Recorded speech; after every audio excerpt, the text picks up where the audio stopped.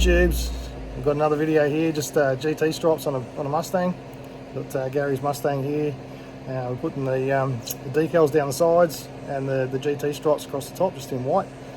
So they're going to be laid straight on with a wrap type vinyl. We've got sign writing vinyl for the stripes on the sides. And yeah, Kiki's going to be on the camera for me. So let's get it done. One stripe. None. Is that easy? That's it. Alrighty, so we've got this stripe marked out in the centre. I'm just going to mark the actual centre line on the tape. And that gives us our reference point to measure from here for our stripes.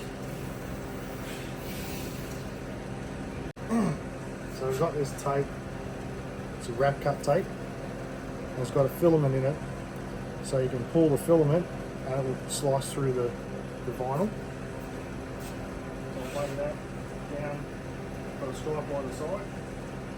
Put the vinyl down, peel these back, which will cut the vinyl into our stripes, and then pull the excess off.